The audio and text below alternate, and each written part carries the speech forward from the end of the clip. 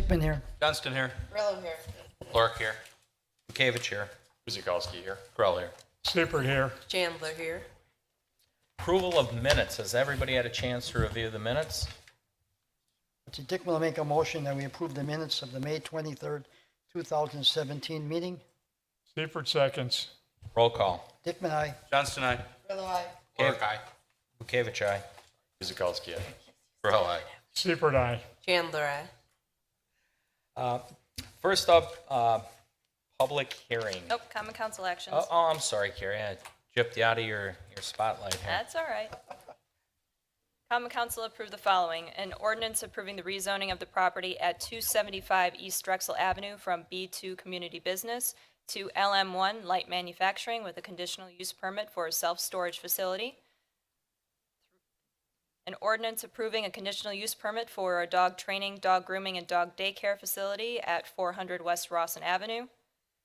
Two ordinances approving conditional use permits for indoor commercial recreation facilities at 440 West Belcourt and 9801 South 13th Street. Conditional use permit for a skilled nursing facility for the property at 8432 South 27th Street. An ordinance repealing and recreating Section 0706H regarding window sign regulations and creating 170808F, adding requirements for architectural element lighting.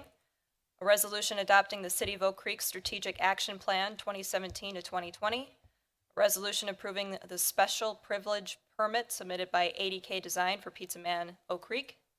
A resolution approving a certified survey map for 331 and 401 East Oak Street.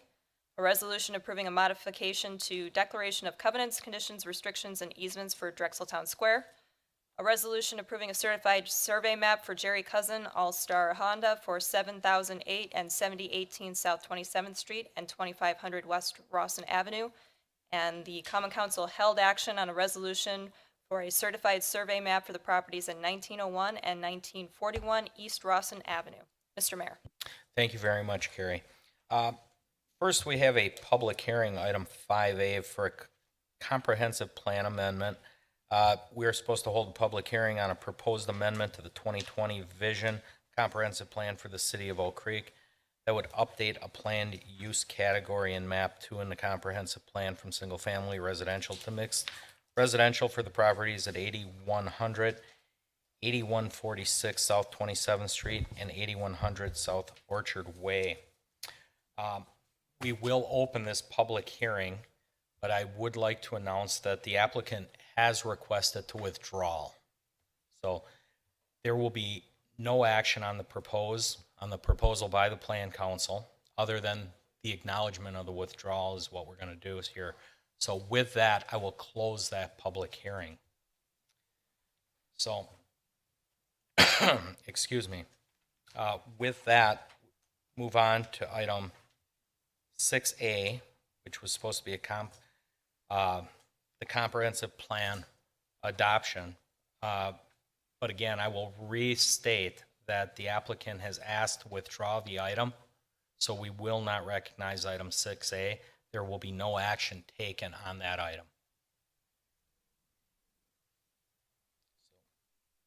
Moving on, we will go to 6B.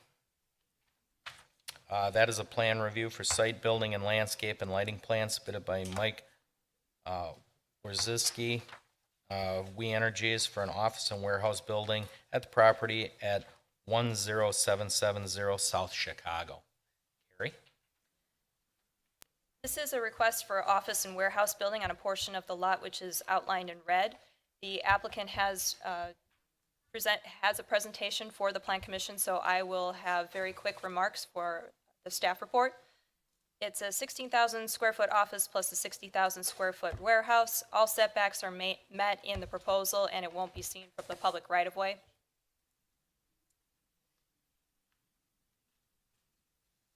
Site plan showing the proposal. Again, this is going to be an office building with warehouse. There is parking shown on the west side here. There will be up to 80 employees and visitors over 3 shifts. 60 stalls are shown. The minimum requirement is 1 per employee at the peak shift for manufacturing and 1 per 5,000 square feet and 1 per employee for warehouse use. Peak shift has not been specified in the proposal. However, the applicant believes 60 stalls are sufficient for the proposal. And for the elevations for the building, essentially, it will be flat steel and ribbed steel panels with a standing seam roof, gray tinted windows on the southeast and west elevations, transom windows on the south and west elevations, and dock and overhead doors on the south and west elevations. For the Plan Commission's reminder, metal panels are not acceptable exterior building materials per code. Therefore, a 3/4 majority approval will be required. With that, I will say that the staff recommendation is that the Plan Commission approves the site building and landscaping plan submitted by We Energies for the property at 1770 South Chicago Road, subject to conditions 1 through 5, and I would like to pass it over to the applicant for their presentation. Thank you. Ladies and gentlemen, it's your turn. So just name and address for the record, please. On the microphone, please. Mike Woznicki from We Energies, project manager. The address is 2400 West Elvina Avenue. I'm Jennifer Zier with We Energies, 231 West Michigan, Milwaukee. I'm Jordan Swanson with Edgerton Contractors. The address is W322 South 7805 Claire Drive in McWanago. I'm Nadine Lovefiler from Anderson Ashton Design Build at 2746 South 166th Street, New Berlin, Wisconsin. Well, welcome. Floor is yours. Basically here to see if we can get approval to put an administration building and a warehouse at the Oak Creek campus for We Energies. We are looking to construct 2 buildings adjacent to each other, a 16,000 square foot administration building and a 60,000 square foot warehouse.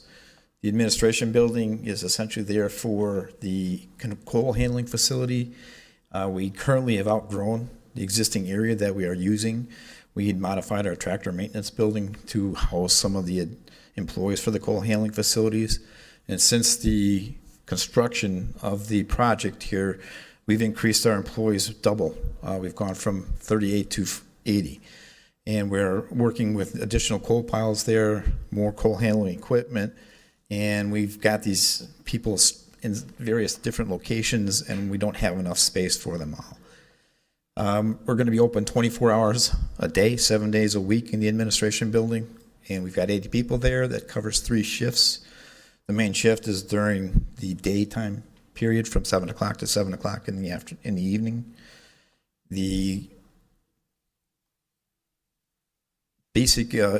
There is going to be no increase in traffic for the administration building. We already have 80 people coming on site in their individual cars, so we're going to have the same amount of cars over on the new building. And there's also no change in utilities. We're going to still use the same amount of water, same sewerage, same basically anything that we had before we're going to be using here on the same site. We're just coordinating and collecting them all in one specific location. With the warehouse, what we currently had was we never really had warehouse facilities on the site after construction of the new power plant. And we've basically been placing all of our spare parts and equipment inside the power plant itself, which is kind of a housekeeping and a safety issue that we're trying to alleviate. We also had an additional 17 C vans outside that are not environmentally controlled, and they're temporary, and we're also trying to get rid of those. We've got outside storage. We've had issues recently where we had some conveyor belts stored outside. The sun beat down on those conveyor belts. We installed them in our conveying system, and they broke within 2 days. So we're trying to collect everything, get it all in a climate-controlled atmosphere, and put it in one place. We also have 20,000 square feet in our Pewaukee stores facility out in Pewaukee. And it takes a long time to get there whenever you have an issue, something in the plant, you need to get a part from that facility. You've got to send out there, they send a truck down to us. It takes several hours, whereas we could have it within 15 minutes. We can't stage anything. We can't check the parts. We've had parts delivered that were not the right parts, and we would be able to control that here on site. we would have deliveries basically from 7 o'clock to 7 o'clock, 7 o'clock in the morning to 7 o'clock in the evening, Monday through Saturday. And there could be some, if we have an emergency where we've got an outage and we have to get the plant back online, where we could have some deliveries later than that. But generally, we don't accept anything after 5 o'clock in the evening. Truck traffic is going to be pretty much the same. We actually think that it'll decrease in the long run. We'll have some increased truck traffic while we're doing the changeover, bringing these stores from Pewaukee stores, the parts and equipment, bringing them back over here to the Oak Creek site. So for the first month or two, we'll have some increased truck traffic there, 18-wheelers, panel trucks, flatbeds. But once that's done, we'll be down to probably about 5 to 10 trucks per week, 18-wheelers. And we think we're actually going to decrease the amount of traffic because we won't have any of the panel trucks and flatbeds coming from Pewaukee stores anymore. So traffic-wise, I think we're actually going to be better off in the long run here. The proposed location from a higher level here shows you the colored area there. The yellow is the actual buildings, and the purple are parking areas. We're bounded on the west side by our South Ash landfill. The south side is the main access road coming into the Oak Creek site. The east side is the North Bowl access road. And then on the north side there, we've got the North Bowl access road plus the Fishing Pier Road coming in and intersecting there. The next slide basically kind of shows you where the parking lots are going to be. The administration building is on the small part of the L section there. That's 16,000 square feet. And then the northern portion of that is the 60,000 square foot warehouse. This is I want to give you some pictures to show you where we're basically looking at. Standing on the top of the South Ash landfill here, we're taking a picture looking east towards Lake Michigan, towards the Emerald Generating Station plant. So the green area inside the roadway there is where we're proposing to build the warehouse and the admin building. This just kind of show you where the nearest location is besides the Fishing Pier Road. The Elm Road bike path crosses over by the far left side of this picture. It crosses the railroad tracks there. And if you go back to the next picture, please. Next one, I'm sorry. There you go. I was trying to give you a flavor for what you would potentially see. Right in front of you, across the stop sign is the site berm there. And then way over where the second plume is from our Oak Creek power plant stack, you could possibly see the southwest corner of the admin building and some of the parking lot there. And that's where we put the landscaping. The rest of it's pretty much not seen by anybody except people going to the fishing pier down on Lake Michigan. This is a rendering of the color choice here, and Nadine has a color board that gives you probably a better indication of what the colors look like.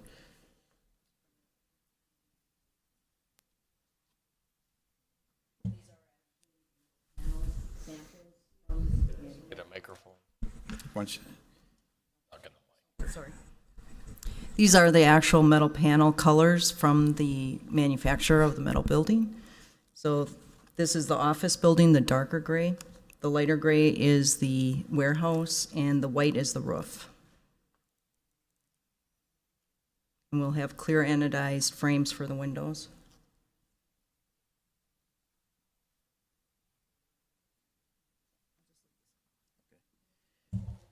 And then along with the approval request, we have two waiver requests. One's a landscaping waiver, which we don't quite meet your requirements, but this is a building that's generally not seen by the public, and we're trying to match our existing power plant. And what we've done here is put some trees and bushes in front of the admin building in the parking lot. The other waiver is the building walls. As mentioned before, we're going with some flat panel steel walls on the administration building and ribbed steel panels on the warehouse.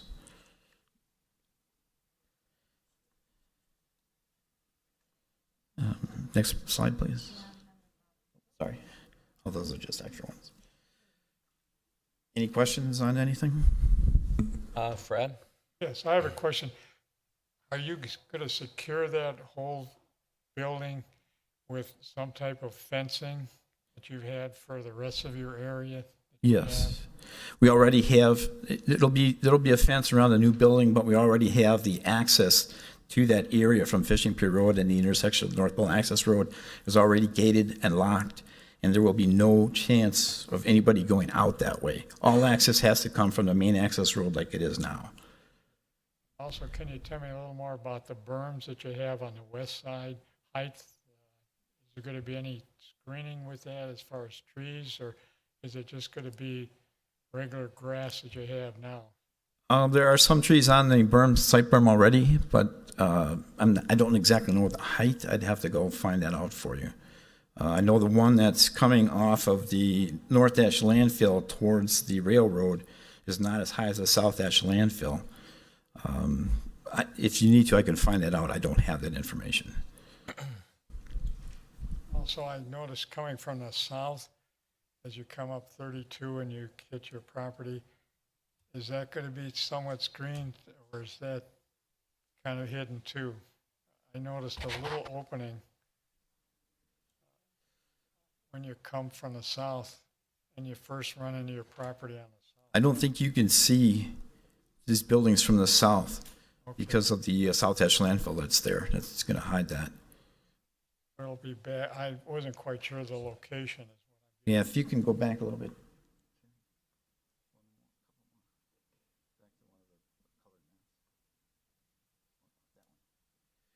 If you look at, it's hard for me to show you. Keep in mind, everybody, this building sits within We Energy's property. It's pretty I know. far off 32. Yeah, I agree on that. It was just that when I came up 32 from the south, I was trying to picture the location. I probably was a little off of where it was, because some of that you can see into that. Yeah, could I step around there for a second? Would that be all right, or not? I mean, I was just going to try and point out where. No, I understand where, but I'm just saying, when I first looked at it, I was seeing the berms on the west. As you're driving through that area, you can't see this location from Highway 32. Okay. I was just probably had the wrong picture when I was coming up 32. You could see some of your landscaping and some other road. Okay. Thank you. Okay. Commissioner Siepert, if you can see where my cursor is now located, that's Highway 32. Right. But if you move back a little farther south with that arrow, and you come just at the county line, This is where the berm is. yeah, it's down just a little far. I'm just saying that when I came, because I was checking the site out Sure. to see what it looked like from both sides. Okay. I came and went down past the county line and then came back. I'm just trying to visualize it, but I probably miscued the actual location of the building. I think you might be, there's a field that's closer to Highway 32 that Right. it's not the one we're going to be on. Okay. Oh, Wally? I'd like to ask,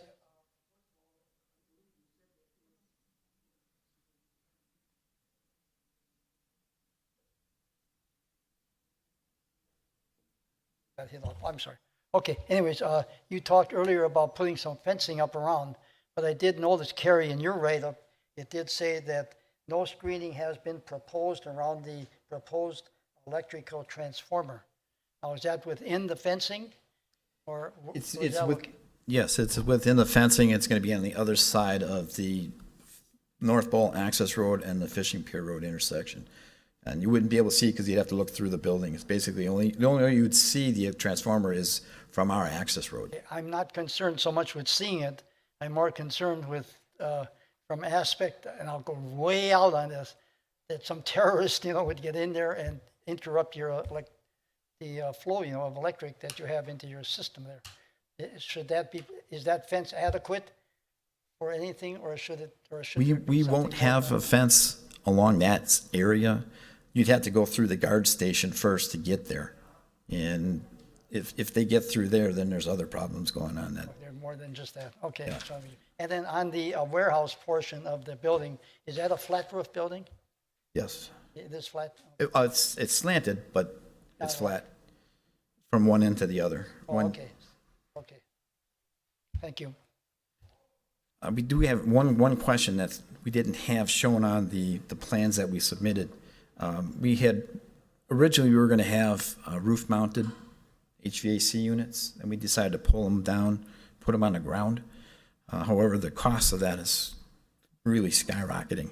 And we're just wondering if there's an issue if we go back to roof-mounted HVAC units on the warehouse.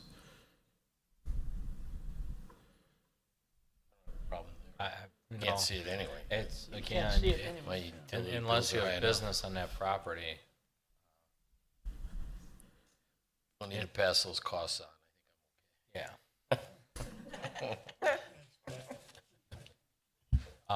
Commissioner Chandler? Yes, I have a question. Okay, you identified the 80 employees already reside at this location, and storage already resides at this location.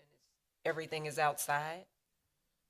We do have some small warehouses. There's an 8,000 square foot warehouse near the roundabout.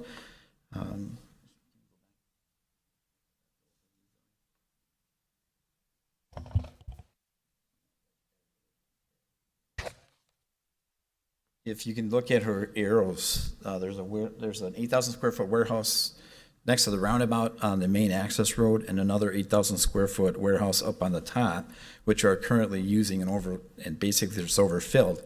And all of the material that's there is in places it shouldn't be. We're putting wherever we can to get it, to keep it there what we can. So we only have about half of what we need on the site, and they're in places that we really don't want them to be there. Housekeeping issues, safety issues. They're also not climate controlled, and they're in temporary C vans that we want to get rid of.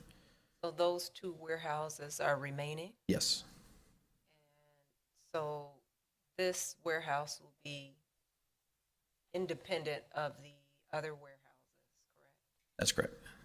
So I noticed that in our literature, there are no dumpsters placed for waste. So how would you handle that since they're We will have to have dumpsters out there for the waste and it'll be recyclables, general trash. We haven't put them in there yet, but we have to, yeah, we will. Oh, okay. So is there something, Carrie, they have to do to add the dumpsters, certain requirements we need to share with them? I mean, there's really no front setback for this particular location because it's on a larger parcel. So the front setback is much further north. It's not going to be seen from the road, so screening is really something that, you know, as we've been talking about the rest of the proposal, there's very little screening proposed for anything here because it's already sort of screened just by nature of how it's sited. So typically what we would require is that dumpsters be in an enclosure. But again, this is something that's not going to be screened or it's not going to be seen from the road. It's not going to be seen from anywhere else. So trash control is on the property itself. So they don't have to necessarily identify where it will be because it's going to be on a larger parcel. And then another question, Carrie, in regards to parking. So because the same quantity of employees will not increase, is there a requirement to actually increase parking? Well, there has to be enough parking for the employees that are going to be there. So if We Energies believes that 60 parking stalls are going to serve the employees and whatever visitors they need, then that's what they'll have to accommodate on the site. So you mentioned that peak shift was 7 to 7, and an estimate of how many employees would be during that shift? 30. 30, so they meet the requirement. Okay. And then there was a slide where you were requesting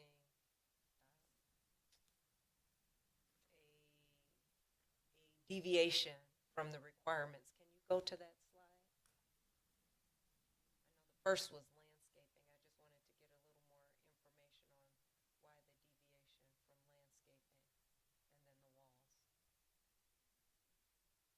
then the walls. My understanding is that with the building in total, for the total footprint and face of the building is that, you know, we're gonna be along areas that aren't basically seen anywhere.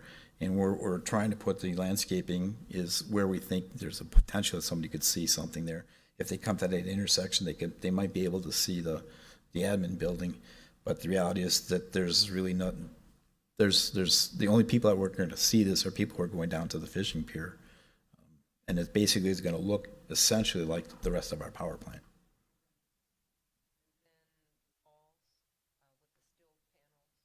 Why is that preferred over the requirement or standard?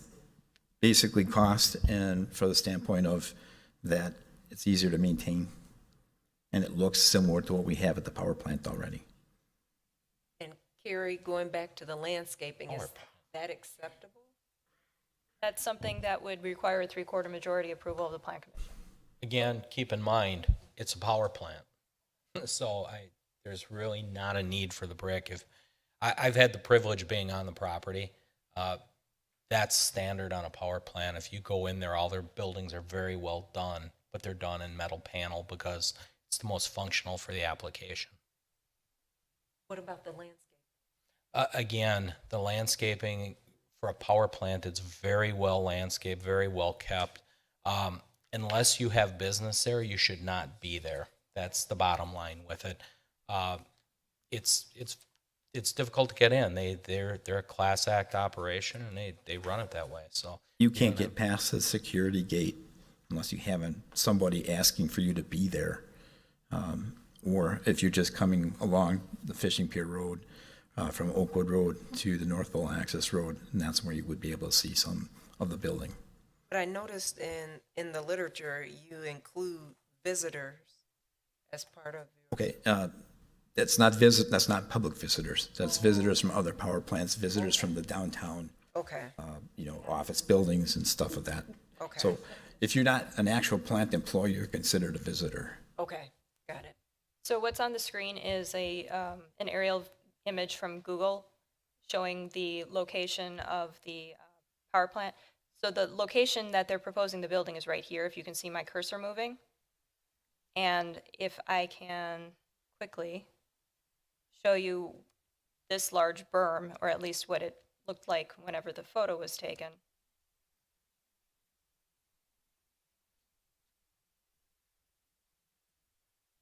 Come on. Hard to do with two fingers. Didn't quite get the one that I wanted. Yep.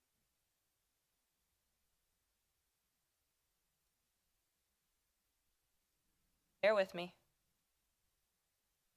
He's finicky.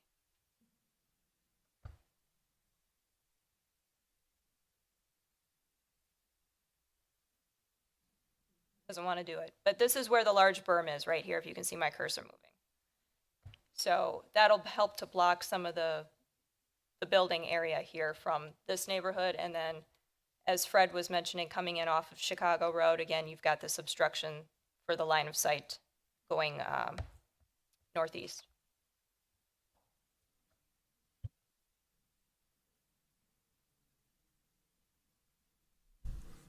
Thank you. We okay? I'm good.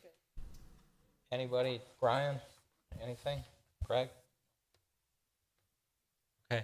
I'm sure you're working with them, but does Assistant Chief Kresick have any issues? No, again, I've had the pleasure of being on there. It is a functioning power plant, so they build it for the function intended. And again, to put brick masonry or glazing on there would make little to no sense. So with that, Okay, before Oh, you do a sorry. motion, I finally got what I was trying to get before. So on the screen right now, it's showing you that so you berm. really want me to let you show that, I would like to. I can't tell how large that berm is, how tall it is, but it's Yeah, this is the end of Elm Road, and it's somewhere back here where the building is going to be.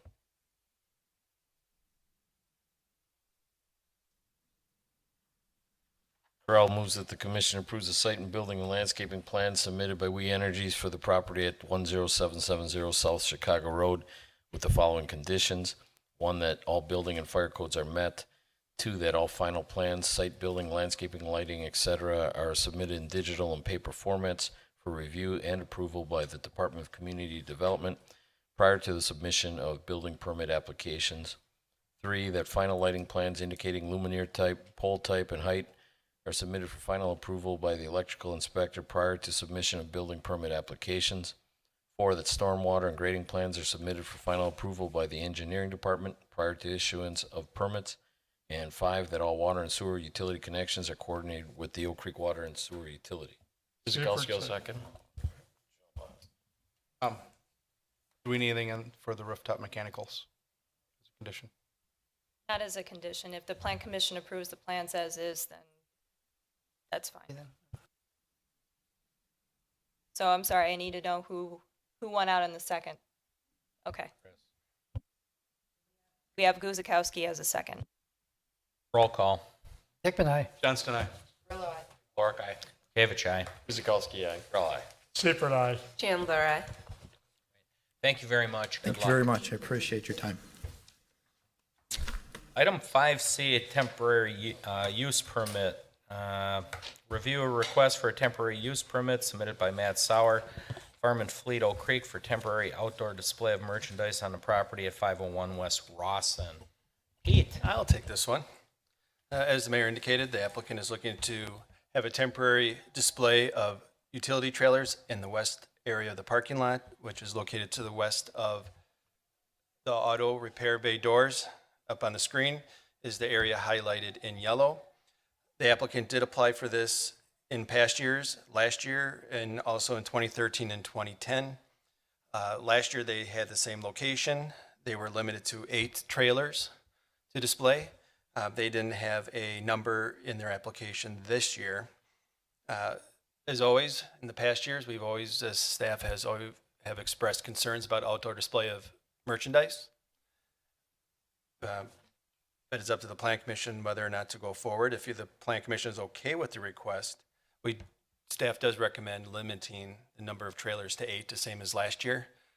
We did not receive any complaints. I don't think it really stuck out, a lot to say it. In the years in 2010, they actually had it on the corner, the northwest corner of the parking lot, right along Rawson. And last year, the staff and the plan commission thought this location would be better. If the plan commission, staff's recommendation is not to approve the temporary use permit based on past recommendations for consistency purposes. However, if you are okay with the request, we recommend again to have 8 trailers as last time, and then include in your motion the expiration date of October 1st, 2017. Mr. Mayor. Thank you, Pete. Start it off, Pat. We've been through this a couple of times. In that area, I agree with staff basically, but in that area, it's a sea of asphalt. I think when we moved it over there was the right place. I think limiting it to that number is the right place. I'm sure they'd like it more out on Rawson, but it's a commercial road. I'm good with it as proposed by staff. Anyone else? Chris? Wally? I agree with Pat, but last year we did discuss it quite a bit, and when they did move into where this location is and the number, it seemed to fit, and I see nothing wrong with it, because they have to do business there too, and I just don't see anything wrong with it. Yes. Applicant here. Possibly no. They are always made aware that a representative should be attending these meetings for all agenda items, so they were made aware. So how many did they want? How many trailers? You said they didn't identify. In this application, they did not state. They just want to have the area identified. So looking at the highlighted area, I would count the number of parking stalls, and that's how many that they would want to have. In years past, they'd take as many as they could get. Okay. Was it an issue policing it at all? I mean, I was not aware, and none of my records are that there was an issue with this particular location. This is where memory and experience pay off on an issue. Seeing nothing, motion, please. Dick will make a motion, the plan commission approve the temporary use permit for the outdoor display of 8 trailers in the parking lot west of the automotive repair bay doors along 6th Street at 501 West Rawson Avenue with a date of October 1st, 2017, as long as they can remain in that location. Seifert seconds. I did say Yeah. Roll call. Dickman, aye. Johnston, aye. Lorick, aye. Gavich, aye. Guzekowski. Crowell, aye. Seifert, aye. Chandler, aye. Applicant's not here, but good luck to them. 5D, plan review. Review site building and landscape and lighting plan submitted by Timothy Weber, Exeter 120 West Opus LLC for an addition to the existing building on the property at 120 West Opus Drive. Carrie? The request is for a 48,200 square foot single-story warehouse addition to the north at the property highlighted in red on your screen. This is the current location for GE Healthcare.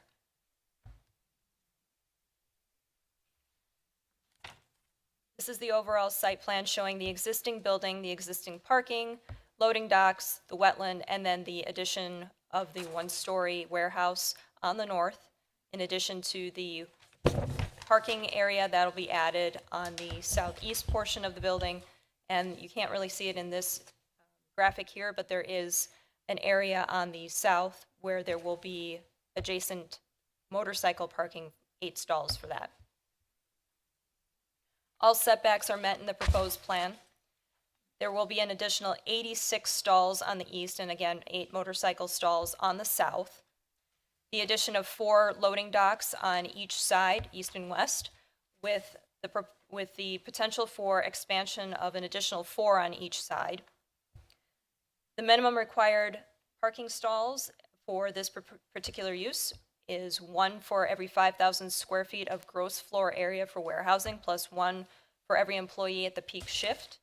Although peak shift has not been identified in the proposal, 10 stalls would be required based on just the square footage. Overall, they have parking that will accommodate 319 vehicles, including the additional 86, and then again, 8 motorcycle stalls.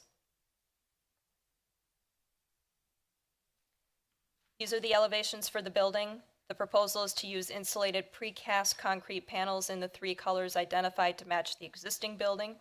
They will also have tinted clear story windows on the east and west elevations, 3 overhead dock doors per elevation on the east and west with 3 for future openings. So I apologize, I said 4, there were 3.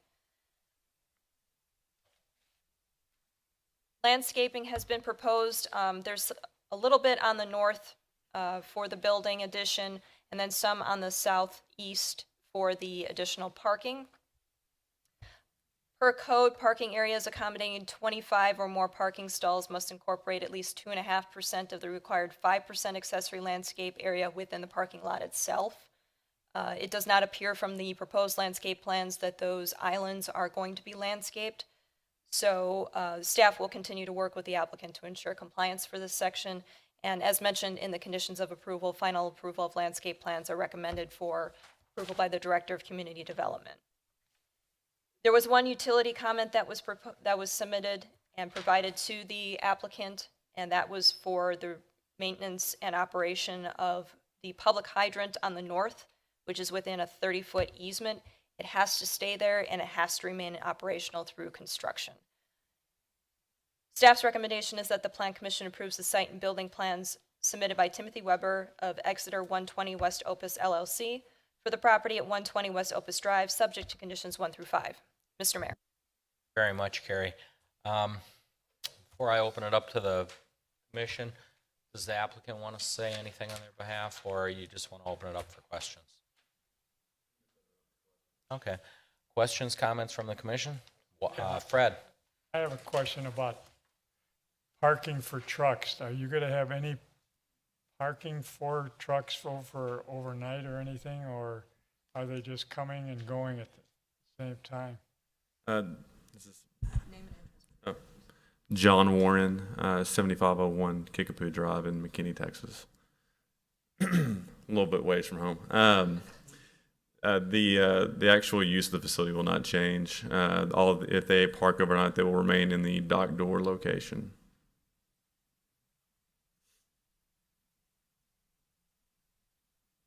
Is Fred? Chauncey? So what will be stored in the warehouse?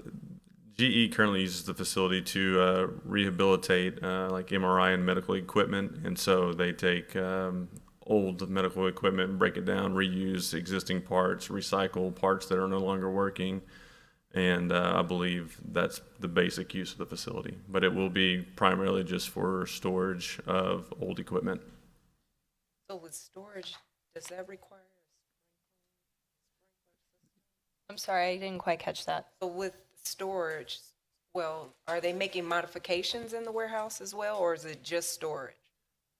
The expansion will be just storage, but the building is fully sprinkled with an ESFR system, and GE Healthcare has to submitting to FM Global for their insurance requirements. Okay, And thank this you. is an existing warehouse facility, so this is just expanding the existing warehouse. Thank you. Got anything? You're losing your truck turnaround. Do you guys have any concerns that you're creating that as being a parking lot instead of trucks being able to turn around there?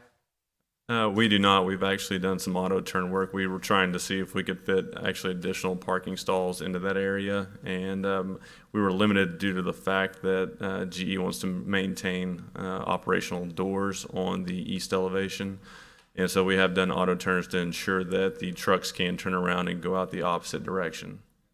Typically, they like to back in from the left side so they can actually see where the trailer's at. Yes, sir. So going this way, they're not going to be able to see their trailer when they're backing in.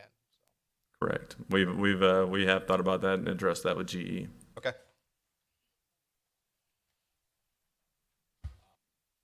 I just want, do you see any problem with working with the staff here on trying to meet that 2.5% of the required, of the 5% within the parking lot that you're going to add to it? Is that a problem, you think, or can it be worked out easy?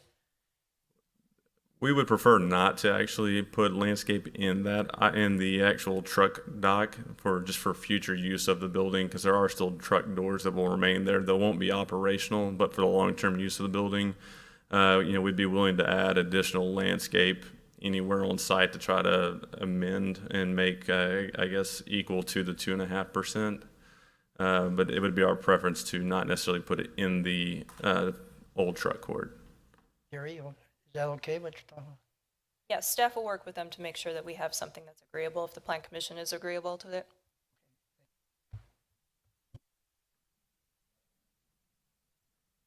Chris? Brad, anything else? Last call. What's that? Got my fire department approval already, so. Thumbs up from the fire department. Okay. Seeing none, motion. Correll moves that the commission approves the site and building plans submitted by Timothy Weber, Exeter 120 West Opus LLC for the property at 120 West Opus Drive with the following conditions. 1, that all building and fire codes are met. 2, that all final plans, site building, landscaping, lighting, etc. are submitted in digital and paper formats for review and approval by the Department of Community Development prior to submission of building permit applications. 3, that final lighting plans indicating luminaire type, pole type, and height are submitted for final approval by the electrical inspector prior to submission of building permit applications. 4, that storm, water, and grading plans are submitted for final approval by the engineering department prior to issuance of permits. And 5, that all water and sewer utility connections are coordinated with the Oak Creek Water and Sewer Utility. Guzekowski will second. Roll call. Dickman, aye. Johnson, aye. Grillo, aye. Lorick, aye. Gavich, aye. Guzekowski. Correll, aye. Seipert, aye. Chandler, aye. Thank you. Right, thank you, good luck. 5E, sign plan review. Proposed sign plan review submitted by Performance Running Outfitters for Performance Running Outfitters commercial tenant portion of the building at 7978 South Main Street. Pete? Thank you. As the mayor stated, the applicant is proposing one wall sign on the entry facade of the tenant space at 7978 Main Street. This is on the west elevation of the building, facing, as I said, Main Street. It is an entry facade, so they are allowed to have at least one wall sign and 1 to 2 flag signs on an entry facade. The sign size, this 14-foot 3-inch by 2-foot sign, does meet the sign code requirements for the DTS MUPDD sign code, as well as the master sign plan for the development. The letters will be channel letter design. They'll be mounted on a raceway, which will match the color of the building. There's also a logo that is being proposed as part of the sign. The sign will actually have the letters, or the legs, be that push through acrylic. It's similar to the other designs and other signs that we've required, so it's not just a internally lit box cabinet. So it'll have actually like a three-dimensional design to the look of the sign. So that does comply with code. Just want to mention that there are no other signs being proposed for this development. This is their second trip through. The first one was for the flag sign. This is the second one now is a primary sign. There's been no eye-level signs being proposed for the sign plan. So if any future signs, be it either a primary or eye-level signs, they will be coming back before the Plan Commission for it. If you look in the picture, you see the open sign. That is actually, if you've ever been to Performance Running Outfitters, they actually have like a running track in front of the windows with a wall. It's actually mounted on that. So it's not a window sign. It's interior sign that just so happens to be shining through the window. So seeing that, we may be seeing some more of that type of creativity when it comes to signage in Drexel Town Square. With having said that, staff does recommend the approval for the sign plan being presented for the tenant space at 7978 South Main Street. Mr. Mayor. Thank you very much, Pete. Open it up for questions, comments? Commissioners? Nothing? Straightforward, yeah. A little surprised, nothing on the north side. No, I think they had some debate of what, if they wanted to do the north or the west, with the buildings going up to the north, that they felt that the sign was going to be blocked anyway. That road is really just a service drive. It's not a public road where Main Street is the public Main Street. So they decided they were going to go just on the west side at this time. Doesn't Okay. hold them from coming back for the north, but that'll require a sign appeal because it's a non-entry facade. All right, I have no issues. Motion. Dickman makes a motion, the Plan Commission approve the sign plan submitted by Performance Running Outfitters, commercial tenant portion of their property at 7978 South Main Street. Seifert seconds. Roll call. Dickman, aye. Johnston, aye. Clark, aye. Kavich, aye. Guzekowski. Brill, aye.